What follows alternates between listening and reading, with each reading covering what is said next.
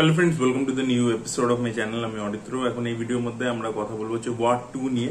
War 2 এর একটা detail review করবো। অলরেডি আমি ফার্স্ট হাফ সেকেন্ড হাফের রিভিউ হল থেকে দিয়েছিলাম, হল থেকে হলের বাইরে থেকে, এবং সেখানে কমপ্লিটলি বলেছিলাম আর কি। কুইক একটা রিভিউ ছিল যেখানে আমরা জাস্ট পয়েন্টস গুলো নিয়ে আলোচনা করেছিলাম, কি ভালো কি খারাপ। এটাতে একটু ডিটেলে আলোচনা হবে। তো আপনারা যারা এখনো ছবিটা দেখেননি, যারা দেখবেন ভাবছেন, তারা ওই কুইক রিভিউ গুলোকে চেক আউট করুন। এখানে যেহেতু ডিটেলে কথা হবে, তাই কিছু জায়গায় একটু প্লট পয়েন্ট নিয়েও আর কি আলোচনা হবে। তো সেই জন্য আপনাদেরকে আগে থেকে সেটা ওয়ার্ন করে দিলাম। এবার দেখুন, এই ছবিটার মধ্যে যে জিনিসটা আমার ভালো লেগেছে, সব থেকে ভালো, একটা মাইথোলজিক্যাল অ্যাঙ্গেল আনা হয়েছে, কালকি এবং কালী, ঠিক আছে। এবং সেই জিনিসটা খুব ভালো লেগেছে যে এখানে ঋত্বিক রোশনকে কালকি দিয়ে ডিফাইন করা হয়েছে, মানে কালকি বলে বলা হচ্ছে, আর কালী রিপ্রেজেন্টেটিভ হচ্ছে জুনিয়র এনটিআর। তো ওই জিনিসটা আমার বেশ ভালো লেগেছে, ওই মাইথোলজিক্যাল যে অ্যাঙ্গেলটা। এটা শ্রীধর রাঘবানের রাইটিং এর মধ্যে আমরা পাঠানোও দেখতে পেয়েছিলাম, যে ওখানে যে মেন যে ভাইরাসটা ছিল রক্তবীজ বলে বলা হচ্ছিল। তো সেই এলিমেন্টটা আমার ভালো লেগেছে, ওটার যে প্ল্যানটা করা হয়েছে সেটা বেশ ভালো। আর দ্বিতীয় হচ্ছে কি, যে আপনার পাস্ট, এই কবিরের তো পাস্টের ব্যাপারে আমরা জানতাম না। কবিরকে দেখে আমরা যখন 2019 সালে ওয়ার এসেছিল, তখন দেখে আমাদের মনে হয়েছিল যে এই ক্যারেক্টারটার মানে এ জাস্ট মিশন মানে করে বেশ ছেড়ে দেয়, মানে ওর কোনো ফিলিংস বলে আলাদা কিছু নেই। বাট তার পরবর্তীতে আমরা দেখতে পাই যে না, একটা টাইমে ওর বাণী কাপুরের জন্য একটা ফিলিংস তৈরি হয়েছিল ইত্যাদি। বাট আমরা একটা জিনিস এই পার্টটাতে যেটা আমরা বুঝতে পেরেছি, যে এই ক্যারেক্টারটার ভালনারেবল সাইডটা কি। আর আপনার পাস্ট আপনাকে কখনো ছাড়ে না, সেটা হন্ট করতে করতে আসবে। এখানে কিন্তু সেটাই, জুনিয়র এনটিআর হচ্ছে ওর একটা পাস্ট, যেটা ওকে হন্ট করতে করতে আসছে আর কি। তো সেই ভালনারেবল সাইডটা যে দেখি, দেখুন ঋত্বিক রোশন এরকম ভালনারেবল ক্যারেক্টার বহুবার প্লে করেছে এবং ভালো প্লে করেছে। মানে সেটা মিশন কাশ্মীর হোক, সেটা ফাইটার হোক, ফাইটারও দেখুন ওর একটা ভালনারেবিলিটি ছিল। তো সেইটা বেশ ভালো এসছে। তাতে কি হয়, ক্যারেক্টারটা অনেক বেশি হিউম্যান হয়ে যায়, এবং যেই ওর ক্লোজ প্রক্সিমিটিতে আসবে, যে ওর কাছের মানুষ হবে, তাকেই ও হারিয়ে ফেলছে। সেটা টাইগার শ্রফের ক্যারেক্টারটা হোক, সেটা একটা জায়গায় ডায়লগও আছে, বা কর্নেল লুথরা হোক, তো সেই ক্যারেক্টারগুলোকেও হারিয়ে ফেলছে কোথাও কাছের মানুষদেরকে। তো সেখানে ঋত্বিক রোশনের পারফরমেন্স বা ভালনারেবিলিটিটা যেভাবে উঠে এসছে, সেটা খুব ভালো।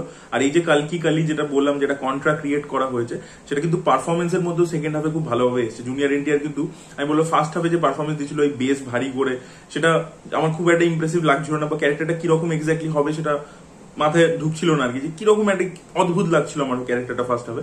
বাট সেকেন্ড হাফ মানে ইন্টারভেলে যে টুইস্টটা আসে, যেটা খুবই ভালো, এবং তার পরবর্তীতে গল্পটা যেভাবে টার্ন নেয়, এবং সেখান থেকে জুনিয়র এনটিআরের যে পারফরমেন্স, সেটা কিন্তু ঋত্বিকের সাথে হাড্ডাহাড্ডি লড়াই।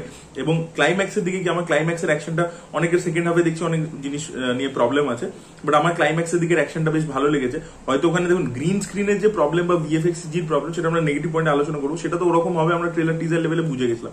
বাট ওইখানে যে ইমোশনাল কোয়েশনটা যেটা ওরা অ্যাড করেছে, সেটা কিন্তু ভালো। সেখানে ওদের দুজনের মধ্যে যে কেমিস্ট্রিটা, যে ডাইনামিক্সটা আমরা দেখতে পাই, সেটা ভালো। আর এছাড়া ছবির মধ্যে যেখানে যেখানে ইমোশন এবং ড্রামা রয়েছে, সেটা কর্নেল লুথরার সাথে কবিরের যে সম্পর্ক ইত্যাদি, সেগুলো বেশ ভালো। আর ছবিটার মধ্যে যে গল্পটা আছে, সেই গল্পটা কিন্তু মানে এরকম নয় যে আগের কোন স্পাই ইউনিভার্সের ছবির সাথে মিলে যাচ্ছে। মানে টাইগার 3 আর পাঠানের ক্ষেত্রে যেটা হয়েছিল, যে ফার্স্ট হাফের বিটস গুলো পুরোপুরি সেম, ঠিক আছে, অনেক জিনিসের মিল ছিল। এখানে কিন্তু সেই ব্যাপারটা নেই। এখানে কিন্তু একটা নতুনত্ব আমরা পাই, এবং গল্পটা যে এইরকম লাইনসে যেতে পারে, সেটা লোকে কেউ এক্সপেক্ট করবে না। তো সেই জিনিসটা বেশ ভালোই লেগেছে। আর যে বললাম যে প্যারালাল ড্র করা বা মাইথোলজিক্যাল অ্যাঙ্গেল গুলো, সেগুলো ভালো। এবার ছবিটার মধ্যে প্রবলেম কি হয়েছে, এক তো হচ্ছে ছবিটা প্রচন্ড বড় হয়ে গেছে। এই প্রবলেমটা প্রত্যেকে ফেস করবে। আমি এটা কালকে আমার কুইক রিভিউতেও বলেছিলাম, এখন এই ডিটেল রিভিউতেও বলছি। মানে ধরুন, আপনি যে পয়েন্টটা ইন্টারভেলে রিভিল করতে চাইছেন, সেখানে আপনি তাড়াতাড়ি পৌঁছান, ঠিক আছে, আপনি কেন এতটা বেশি সময় নিচ্ছেন। আর এখানে ছবিটার মধ্যে যদি আপনাকে পুরো মাসালা ছবি বানাতে হবে, আপনি এখানে সেখানে গান রাখতে চাইছেন, প্রেম রাখতে চাইছেন, তাহলে আপনাকে সেটা আগে থেকে প্ল্যান করে রাখতে হবে। এখানে এই যে জানাবে আলী গানটা যেভাবে আসে, জোর করে ঢোকানো হয়েছে। ওখানে প্রয়োজন ছিল না জানাবে আলী গানটা, ওখানে গানটার কিন্তু একেবারেই প্রয়োজন ছিল না। তো ওটা ফোর্স ফিট, এবং গানটাও সেই লেভেলের হাই কিন্তু দিতে পারেনি। কোরিওগ্রাফি বা সেরকম লেভেলের মিউজিক হয়নি। আমি যেটা অনেস্টলি ফিল করছি, আমি সেটাই বলবো। দুজনে খুব ভালো ডান্সার, বাট সেই লেভেলে মজাটা দিতে পারেনি গানটা। আর সেকেন্ড হাফে গিয়ে যখন হুট করে প্রেমের ট্র্যাকটা শুরু হয়ে গেল, অদ্ভুত ভাবেই শুরু হয়। তার আগে কিন্তু কিয়ারা আডবাণী অনেকক্ষণ ধরে গল্প থেকে গায়েব পুরোপুরি। তো আপনাকে মানে প্রেমের ট্র্যাকটা জোর করে ফিল হচ্ছে ওখানে, মানে জোর করে ঢোকানো হচ্ছে, গল্পটাকে ওখানে স্লো ডাউন করে দিচ্ছে। তো ওই যে প্রেমের ট্র্যাকটা পুরো কেটে দিয়ে, এই জানাবে আলী গানটা কেটে দিয়ে, তারপরে আপনার আরো ট্রিম করা, আরো প্রচুর পোর্শন আছে যেখানে ট্রিম করা যেতে পারে। ছবিটা যেন চলছে মানে ঋত্বিক রোশন যে বলেছিল না আয়ন মুখার্জিকে, যে ছবিটাকে ছোট করো, সেটা কিন্তু একদম জেনুইন কথা বলেছিল। সেটা কিন্তু ছবিটা দেখলে আপনি পরিষ্কার বুঝতে পারবেন। এই কথাটা আমি কালকেও বলেছিলাম, আজও বলছি। যে লেভেলে ছবিটাকে নিয়ে ট্রোল করা হচ্ছে বা অনলাইন রিভিউয়ার্সরা যেরকম লেভেলে রিভিউ দিচ্ছে, সেটাও কিন্তু ঠিক নয়। তার কারণ হচ্ছে ওয়ার 2 কিন্তু একটা ডিসেন্ট ছবি হচ্ছে। আপনি যখন ওয়ান টাইম দেখবেন, আপনার কিন্তু খারাপ লাগবে না ছবিটা, কারণ কিছু না কিছু এই যে টুইস্ট অ্যান্ড টার্নস বা পারফরমেন্স বা ড্রামা এবং ইমোশন যেহেতু ওয়ার্ক করছে। আর কিছু কিছু অ্যাকশন কিন্তু ওয়ার্ক করে, যেরকম এখানে প্রত্যেকটা অ্যাকশনই অ্যাকচুয়ালি কোনো না কোনো জায়গা থেকে ইন্সপিরেশন নিয়ে করা হয়েছে। যেরকম প্রথম যে অ্যাকশনটা, যেটা আমাদের ঋত্বিকের ইন্ট্রোডাকশন সিনের যে অ্যাকশনটা, সেটা হেভিলি মানে ইন্সপায়ার্ড হচ্ছে পুষ্পার থেকে, ঠিক আছে। কিন্তু পুষ্পাতে যে জাপানের ডকে ও যে মোমেন্ট গুলো ক্রিয়েট করেছে, যে ও জল খাচ্ছে, তারপর ও জাপানি শিখেছে কিভাবে, সে বই বার করে দেখাচ্ছে, সেই যে হিরো মোমেন্ট গুলো বা ওর যে ইন্ট্রোডাকশনটা উল্টো ঝুলিয়ে দিয়েছে, সেগুলো যে হাই দিতে পারে সেটা কিন্তু এই সিনটা দিচ্ছে, মানে হিরোকে রিভিল করে দিচ্ছে। অয়ন মুখার্জি মাসি ট্রিটমেন্টটা বোঝে না এক্স্যাক্টলি, ঠিক আছে। তো তাই জন্য ওখানে দেখবেন ট্রিটমেন্টটা ওরকমই করবার চেষ্টা করা হয়েছে, কিন্তু জিনিসটা ঠিক জমছে না। আর এই যে স্পাই ইউনিভার্সে ওভার দ্য টপ নেচার একটা অ্যাকশন, যে উড়ছে এরকম গিয়ে প্লেনের উপর উঠে আছে, ওইগুলো না মানে এবার বন্ধ করা উচিত। কারণ ওয়ারেও ছিল অ্যাকশন ছিল, বাট ওটার মধ্যে একটা স্লিক ব্যাপার ছিল, সেটা কিন্তু। আর আরেকটা জিনিস হচ্ছে, এটা আমি কালকেও রিভিউতে বলেছিলাম, যে একটা ছবির মধ্যে যদি আপনি অ্যাকশন করছেন, আপনাকে একটা সার্টেন আপনার যদি ওভার দ্য টপ হয়, তাহলে সবকটা অ্যাকশনই ওভার দ্য টপ হবে। এরকম নয় যে ঋত্বিকের অ্যাকশনটা স্লিক আর জুনিয়র এনটিআর একটা মাসি, এটা কি করে হবে? তাহলে একটা ছবির মধ্যে দুটো ট্রিটমেন্ট পুরো সম্পূর্ণ আলাদা হয়ে যাচ্ছে। এখানে জুনিয়র এনটিআর এর যে ওপেনিং সিকোয়েন্সটা, সেটা এতটাই বাজে, ড্রোনের উপর ঝুলে ঝুলে যাচ্ছে, ওখানে ভিএফএক্স দিয়ে বডি ফডি বানিয়েছে, আর ভিএফএক্স এর কাজ তো গোটা ছবি জুড়ে খুবই বাজে। তো সেইটা আমার একদমই ওই অ্যাকশনটা মানে পোষায়নি। তৃতীয় যে অ্যাকশনটা আছে ছবির মধ্যে, যেটা হচ্ছে কার চেস, যেটা পুরোপুরি মিশন ইম্পসিবল থেকে নেওয়া হয়েছে, ওখান থেকে পুরো কপি করে দেওয়া হয়েছে। ট্রেন ফেনের মধ্যে পড়ে আছে, ওগুলো সবই ওটা পুরোটাই মিশন ইম্পসিবল থেকে। ওইটা বরং আমি বলবো কম্পারেটিভলি বেটার, ঠিক আছে। কম্পারেটিভলি ওই অ্যাকশনটা অনেকটা বেটার।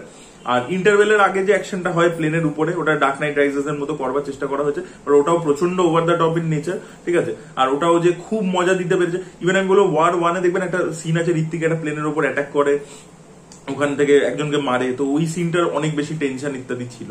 তো ওই জিনিসটার মানে অয়ন মুখার্জি আর্টটা নেই ওর, যে কিভাবে একটা অ্যাকশনের মধ্যে আমি টেনশন তৈরি করবো বা মাসি ফিলটা নিয়ে আসবো, সেটা কিন্তু ও জানে না। এটা আমি আগেও বলেছিলাম, এই ছবিটা দেখলে ব্যাপারটা ক্লিয়ার হয়ে যায়। আর সেকেন্ড হাফে আমি বলবো কম্পারেটিভলি, যেটা বললাম যে ক্লাইম্যাক্সের দিকে যেহেতু ইমোশনাল কোয়েশ্চেনটা আছে, তাই জন্য ক্লাইম্যাক্সের অ্যাকশনটা আমার জন্য ওয়ার্ক করেছে। বা তার আগে একটা জায়গা আছে যেখানে ঋত্বিকের স্নাইপারের যে ব্যাপারটা, মানে কবিরের ক্যারেক্টারটা যেটা ফার্স্ট পার্টেও দেখিয়েছিল, সেইটার একটা এলিমেন্ট ঘুরে আসে, তো সেখানটাও কিন্তু ওই স্নাইপারের অ্যাঙ্গেলটা বেশ ভালো লেগেছে। ওটা অ্যাকশন ঠিক বলা যায় না, বাট ওটা ভালো। আর এছাড়া একটা চেজ সিকোয়েন্স রয়েছে, একটা বোট চেজ রয়েছে। এবার ওটা হেভিলি ইন্সপায়ার্ড হচ্ছে জেমস বন্ডের একটা সিনেমা ছিল হচ্ছে ওয়ার্ল্ড ইজ নট এনাফ। ওখানে জেমস বন্ডের কাছে একটা এরকম স্পেশাল বোট ছিল, যে বোটটা মানে জলেও চলবে ডাঙাতেও চলবে, দেখবেন সিকোয়েন্স ছিল খুব ফেমাস, পিএস ব্রসনান ছিল ওই ছবিটাতে। তো সেইটার থেকেই ইন্সপিরেশন নিয়ে এটা করা হয়েছে এবং ওভার দ্য টপ নেচারে চলে গেছে। তো এবার কথা হচ্ছে কি, 90s এর একটা হলিউড ছবি থেকে আপনি আজকে 2025-এ একটা কপি করছেন, তো সেইটা আর কি দর্শকের কাছে অতটা ওয়েল অ্যাকসেপ্টেড হচ্ছে না। বাট আমি তবু বলবো যে ওই যে বোট চেজের সিকোয়েন্সটা রয়েছে, ওটা খুব একটা আমার খারাপ লাগেনি, ওটা বেশ ভালোই লেগেছে, আমার জন্য ওয়ার্ক করেছে আর কি। এবং সেকেন্ড হাফে অ্যাকচুয়ালি যেহেতু আমি ক্যারেক্টারদের মধ্যে ইনভেস্টেড ছিলাম এবং ওদের যে ব্যাক স্টোরি ইত্যাদি দেখাচ্ছে, সেগুলো যেহেতু আমার ভালোই লাগছিল, তাই জন্য আমি সেকেন্ড হাফের অ্যাকশনটা কম্পারেটিভলি বেটার এনজয় করেছি ফার্স্ট হাফের তুলনায়। ফার্স্ট হাফে আমার অ্যাকশনগুলো মানে কোরিওগ্রাফি বলুন বা সেখানে যে এডিটিং, সেখানে কিছু ছিল না। তো এই ছবিটা আরো বেশি ফাস্ট পেসড, একটা 2 ঘন্টা 25 মিনিট 30 মিনিটের ছবি হতো, আরো বেশি পেসিয়ার হতো, ঠিক আছে। অ্যাকশন আরো বেটার হতে পারতো। ওরা যে জিনিসটা প্রমিস করেছে সেটাই ডেলিভার করতে পারেনি, সেটা হচ্ছে অ্যাকশন, ঠিক আছে। এটা আমি কালকেও বলেছি, আজও সেম কথা বলছি। আমি দেখুন, আপনারা অনেকে বলতে পারে যে কালকে তুমি একরকম কথা বললে, আজকে একরকম কথা বলছো। না, আপনারা দুটো ভিডিও পরপর দেখুন কালকে, আমি এই সেম পয়েন্টস গুলোই বলেছি, এখানে ইলাবোরেটিভলি বলছি, ঠিক আছে। অ্যাকশনে প্রবলেম, এডিটে প্রবলেম, গান ওই ডান্সের তো ফেস অফটা হয়নি, আর রোমান্টিকটা একটা ফোর্স ফিট, এই জিনিসগুলো আমি কালকেও বলেছিলাম, আজকেও আমি সেম কথাই বলছি। আর ভালো জিনিস যেগুলো বলেছিলাম, মাইথোলজি, পারফরমেন্স, ইমোশন, ড্রামা, সেগুলো কালকেও বলেছিলাম, আজও সেম কথাই বলছি, ডিটেলে এলাবোরেট করছি, তো সেগুলো ভালো। আর আব্বাস টায়ারওয়ালার ডায়লগস কিন্তু বেশ ভালো হয়েছে, যেরকম ওই যে মানে মাসালা টাচের যে ডায়লগস গুলো রয়েছে, সেগুলো কিন্তু বেশ এফেক্টিভলি ওয়ার্ক করে। যেরকম ও একটা জায়গা বলে, তুমি মুঝে মানে ইয়ে দো, কন্ট্রাক্ট দো, मैं तुम्हें लाश दूंगा, ঠিক আছে, তুমি মুঝে এরকম একটা টাইপের ডায়লগ আছে ঋত্বিকের, ওই ডায়লগটা বেশ আমার মজার লেগেছে আর কি। বা আশুতোষ রানার যে ডায়লগস গুলো ছিল, আশুতোষ রানা যখন ধরা পড়ে যায় একটা সিন আছে, আপনারা ওটারও একটা ঝলক দেখেছিলেন ট্রেলার বা টিজারে। তো ওখানেও আশুতোষ রানাকে যে ডায়লগস গুলো দেওয়া হয়েছে, আশুতোষ রানা পুরো একদম যে এনার্জির সাথে, অ্যাকচুয়ালি আশুতোষ রানা এই ছবির মধ্যে one of the best performance দিয়েছে, তার পারফরমেন্স কিন্তু খুবই ভালো, তার প্রশংসা আলাদা করে অনেকে করবে না, বাট আশুতোষ রানা কিন্তু দারুণ একটা পারফরমেন্স দিয়েছে এই ছবির মধ্যে। তো যারা এখনো ছবিটা দেখেননি, তারা অবশ্যই একবার চেক আউট করে দেখতে পারেন, ডিসেন্ট ওয়ান টাইম ওয়াচ হয়েছে আর কি। আর এবার আপনারা ভিডিওটা বন্ধ করে দিন, বিকজ এবার আমরা পোস্ট ক্রেডিট সিনটা নিয়ে একটু কথা বলবো। তো অ্যালফা বলে যে ছবিটা আসছে, আলিয়া ভাট এবং শারবারি বাগ রয়েছে, তো সেই ছবিটার আর কি একটা সেট আপ এখানে করা হয়েছে। ববি দেওলের ক্যামিও রয়েছে বেসিক্যালি এন্ডে, এবং আমরা দেখতে পাচ্ছি ববি দেওল একটা বাচ্চা মেয়েকে হাতে একটা ট্যাটু বানিয়ে দিচ্ছে এবং আলফার ব্যাপারে বলছে যে তুই আলফা। প্রথম কথা হচ্ছে এটা একটা মেটা সিনেমাটিক ব্যাপার আছে, কারণ আলফা এই কথাটা প্রচন্ড প্রচলিত হয়েছিল অ্যানিমাল ছবি থেকে, এবং সেখানেও ববি দেওল ভিলেন ছিল, সেও একটা আলফা টাইপের ক্যারেক্টার ছিল, এবং সে যখন আলফার কথা বলছে এবং একটা মেয়েকে আলফা বলছে, সেটা আর কি একটা মজা দিচ্ছে আর কি। তো সেটা একটা মেটা সিনেমাটিক ব্যাপার। এছাড়া যেটা হচ্ছে ববি দেওলের লুক ইত্যাদি ভালো।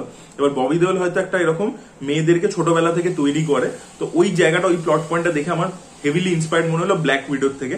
ব্ল্যাক উইডোতে আমরা যেরকম দেখেছিলাম আর কি, যে স্কারলেট জোহানসনের যে ক্যারেক্টারটা ছিল, তাকে যেরকম ছোটবেলা থেকে অ্যাসাসিন তৈরি করার জন্য আর কি ট্রেন করা হয়েছে, এবং সে প্রথমে অ্যাসাসিন ছিল, পরবর্তীকালে সে সাইড চেঞ্জ করে আর কি একজন সুপার হিরো হয়েছে, এবং সে ভালোর দিকটা বেছে নিয়েছে।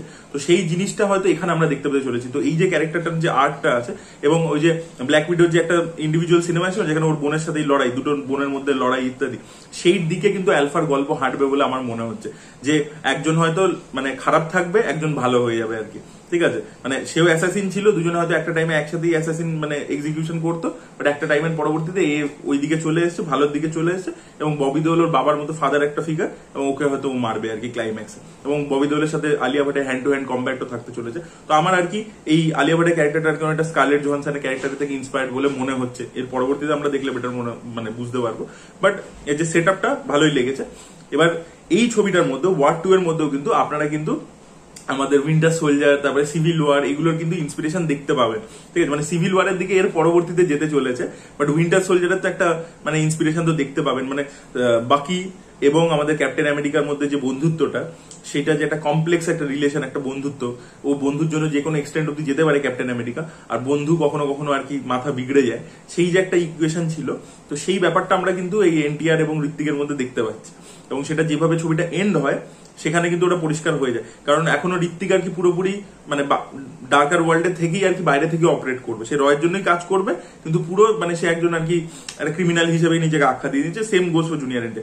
এবার ধরুন এর পরবর্তীতে গল্পটা এইভাবে তারা নিয়ে যেতে পারে, যে যখন ধরুন এ জানতে পারলো, পাঠান বা ধরুন টাইগার, এরা জানতে পারলো যে ভাই বিক্রম এখনো বেঁচে আছে, এবার ওরা তো জানে বিক্রম ভিলেন, তো ওরা ধরুন বিক্রমকে মারতে যাচ্ছে, ঠিক আছে, বা ধরতে যাচ্ছে। এবার সেখানে ঋত্বিক ও বিক্রমকে বাঁচাবার চেষ্টা করছে, বিকজ ও জানে বিক্রম অ্যাকচুয়ালি কি কি করেছে।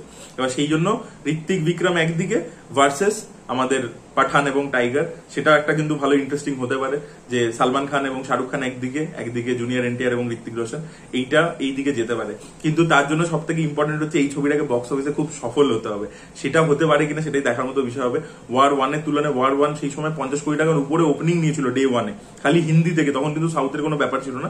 আর আজকে কিন্তু সেই ওপেনিংটা কিন্তু নিতে পারছে না ছবিটা, এবং দেখা যাক ছবিটা মানে সোশ্যাল মিডিয়াতে বড্ড বেশি আর কি নেগেটিভিটি হচ্ছে। আমি মনে করি যে ছবিটা ওই লেভেলে খারাপ নয়, দেখা যাক আর কি ছবিটা কোথায় বক্স অফিস পৌঁছায়, লং রানে কোথায় যায়, এবং এর পরবর্তীতে স্পাই ইউনিভার্সের দেখুন আলফা তো আসবেই, বাট এরপরে বড় বড় সুপারস্টারদেরকে নিয়ে ওয়াইল্ডলাইফ ছবি করে কিনা সেটাও দেখার মতো বিষয় হবে, সেটা হয় কিনা দেখা যাক, লেটস সি।